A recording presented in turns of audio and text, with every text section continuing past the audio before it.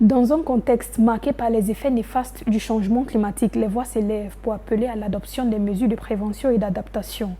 Dans ce numéro de décryptage qui reçoit Ibrahima Cheikh Diong, directeur général de l'African Risk Capacity Group, nous aborderons les enjeux climatiques de l'Afrique, au moment où l'une des priorités de l'Union africaine est l'anticipation et l'accélération de la prise en charge des situations de crise dues au changement climatique.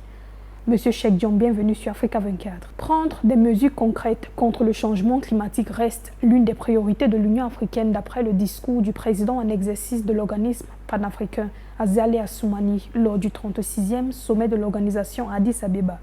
Comment appréciez-vous cet engagement renouvelé de l'Union africaine? D'abord, c'était extrêmement important à l'ouverture du sommet que le président Macky Sall, le président sortant, a encore renouvelé l'engagement de la Commission, de l'Union, de s'occuper des questions de changement climatique pour les raisons que l'on sait, l'impact négatif qu'il a sur le continent africain. Nous avons effectivement une volonté politique de nos leaders de s'adresser aux effets néfastes du changement climatique. Alors, deuxièmement, ça signifie tout simplement des institutions comme la nôtre, qui sont des institutions spécialisées de l'Union africaine, vont naturellement prendre des actions pour s'assurer qu'on passe de la volonté politique à des actions concrètes pour pouvoir protéger les vies de nos concitoyens qui sont affectés par la sécheresse, par les inondations ou par les cyclones tropicaux à travers le continent africain. Donc pour moi, c'est un appel à l'action sur laquelle notre institution va travailler pour s'assurer qu'on puisse protéger l'Afrique. La COP27 tenue en Égypte en novembre 2022 s'est achevée sur des résultats présentés comme sous-estimés. Quelle est votre appréciation des conclusions des travaux de cette conférence sur le climat? Alors, le fait que l'Afrique a abrité COP27 ou COP27, comme on le dit en français, a permis à l'Afrique de mettre sur la table les préoccupations du continent africain. Ces préoccupations, on les connaît d'abord, à savoir que l'Afrique souhaiterait avoir accès aux technologies et aux données qui permettent de pouvoir anticiper sur les risques liés au climat. Nous espérons qu'après COP27, cet accès sera donc facilité pour que l'Afrique puisse pouvoir anticiper sur ce risque.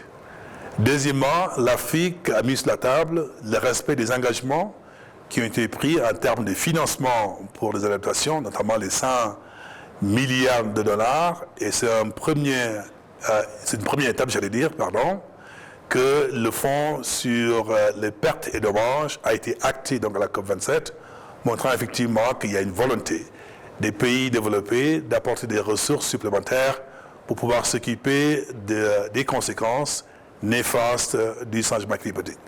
Maintenant, la grande question pour certains pays africains, c'est la transition énergétique. S'assurer à ce que les pays qui ont accès à des ressources pétrolières ou gazières puissent pouvoir les utiliser sans pourtant faire beaucoup d'émissions. En même temps aussi s'assurer à ce qu'ils puissent l'utiliser pour accompagner leur développement à travers le continent africain. Donc je dirais donc de manière générale, les préoccupations africaines ont été entendues.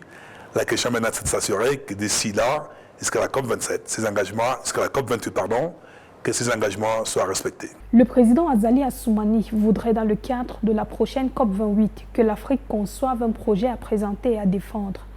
Quelle est la contribution de l'African Risk Capacity Group dans ce sens? Il y a différentes étapes de préparation pour la COP28. D'abord, la voix de l'Afrique devrait être mieux coordonnée et c'est la raison pour laquelle, en ce qui nous concerne, nous allons œuvrer davantage pour que cette voix africaine, sur les préoccupations africaines, soit coordonnée pour qu'on arrive à la COP27 avec un message très clair pour le continent africain. Deuxièmement, il a été acté d'avoir un fonds sur les pertes et dommages. Ma préoccupation première, c'est qu'une fois que ces fonds sont disponibles, que l'Afrique soit prête pour pouvoir les absorber et pouvoir accompagner nos pays. Et c'est la raison pour laquelle je suis de ceux qui croient qu'il faudrait que ces ressources financières soient donc utilisées à travers les institutions africaines existantes, dont African Risk Capacity que je dirige, pour nous permettre d'aller vite et de pouvoir apporter des réponses. Et puis, troisièmement, c'est important aussi, comme je le disais tantôt, que l'accès aux données de base, l'accès aux outils de prévention. L'aspect aux technologies qui sont super sophistiquées à travers le monde développé, on devrait s'assurer à ce que ces ressources soient disponibles pour le continent africain pour qu'on puisse renforcer nos capacités. Et enfin, dans beaucoup de pays africains, il est important pour des questions d'adaptation et de mitigation qu'on puisse accompagner nos États à renforcer les capacités pour qu'à long terme, que l'Afrique dépend de moins en moins de l'aide extérieure, mais dépend de plus en plus de ses ressources et de ses capacités. Et c'est pour ça que notre institution va œuvrer davantage pour que l'Afrique puisse s'améliorer en se préparant, en planifiant, mais aussi en répondant aux conséquences du changement climatique. Aujourd'hui, 35 pays membres de l'Union africaine sont en partenariat avec l'African Risk Capacity Group. Que faites-vous pour que davantage de pays africains adhèrent à cette institution afin de garantir une meilleure action climatique sur le continent? Alors, il faudrait quand même faire la nuance entre la réponse liée au changement climatique, notamment ce que l'ARC est en train de faire, et la réponse liée à l'aide humanitaire qui permet de pouvoir venir en aide aux populations. Alors, ces deux combinés créent en réalité la force de l'Afrique de pouvoir intervenir en cas de catastrophe. Maintenant, en ce qui nous concerne, comme je l'ai dit tantôt, nous sommes 35 pays membres, mais l'Afrique fait plus de 35 pays membres. Et c'est la raison pour laquelle nous nous engageons à convaincre les pays qui sont encore réticents de rejoindre l'institution pour pouvoir être les membres de l'ARC. Il y a 10 ans, quand l'institution a été créée, c'était un concept, c'était un projet.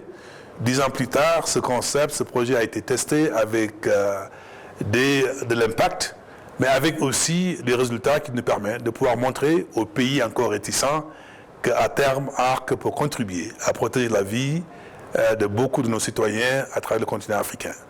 Nous sommes aussi conscients que les catastrophes naturelles ne sont pas les mêmes pour tous les pays. Il y a certains pays, c'est des questions de sécheresse, d'autres, c'est des questions de cyclones tropicaux. Dans d'autres pays, c'est des questions d'inondation. Et nous nous engageons à diversifier donc nos produits pour nous permettre de répondre aux préoccupations de ces pays que nous servons. Et enfin, extrêmement important, la question de genre est importante dans notre démarche parce que malheureusement, la plupart de nos pays dans lesquels nous travaillons, les questions de genre semblent être extrêmement importantes parce que les personnes les plus vulnérables semblent être les femmes. Et c'est important que pour notre institution, que nous prenons la question de genre très au sérieux. Ibrahima Cheikh Diong, directeur général de l'African Risk Capacity Group, merci pour votre présence sur notre antenne. Merci de nous avoir suivis dans ce décryptage. Restez avec nous pour plus d'informations sur Africa 24.